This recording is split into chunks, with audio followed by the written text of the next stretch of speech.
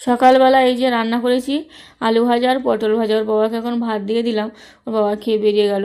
কালকে রাতে মাছ এনেছিল আর চিংড়ি, তো চিংড়িগুলো কাটা হয়নি, কাটলাম। আর মাছগুলো পুরো আঁশ ভর্তি। এক এক সময় কোথা থেকে মাছ আনে পুরো মাছটা কেটে দেয় আর পুরো যেমন আঁশ তেমন থাকে। তো ভাবলাম একেবারে সকালে স্নানটা করে নিই। তো এই যে স্নান করে নিয়েছি, মেয়ে উঠে গেছে তো ওকে ছাতু গুলে দিলাম, ও খাবে না। আর রাতের বেলা ভাতও খায়নি, কালকে সন্ধ্যাবেলা ঘুমিয়েছে। তো ওই জন্য ওর জন্য আর ডিম ভেজে নিচ্ছে আর আলু ভাজা আছে, ওকে এখন খাইয়ে দেবো। আর দুদিনের দুধ ওই যে ছিল, তো আজকে জাল দিয়ে দিতে দিলাম। আর এই যে মেয়েকে খাইয়ে দিয়েছি, এদিকে ওই যে জল দেয় দাদাটা এসছে, তো মুড়ি খাচ্ছে, বলছে আমাকে মুড়ি দাও। আর এই যে চিংড়ি মাছ সব কাটা হয়ে গেছে, আর এখন আমি এই যে মাছটা ভাজতে দিচ্ছি। কালকে তেলের প্যাকেটটা এনেছিল, তো দেখি মানে ফাটা কীভাবে মানে আনতে গিয়ে ফেটে গেছে।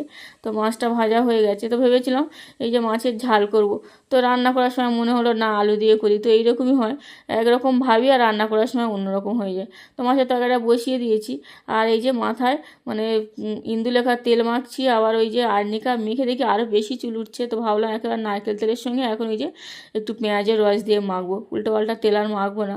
এদিকে মেয়েকে একটু পড়াতে বসছি, তো পড়তে চায় না, লিখতে পারে কিন্তু ওই যে দুষ্টুমি করে।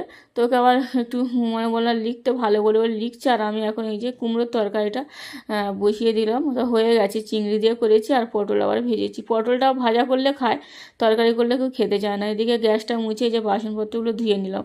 আর মাথায় এখন শ্যাম্পু করব, তো তার আগে এই যে তেল আর একটু পেঁয়াজের রস মেখে নিচ্ছি।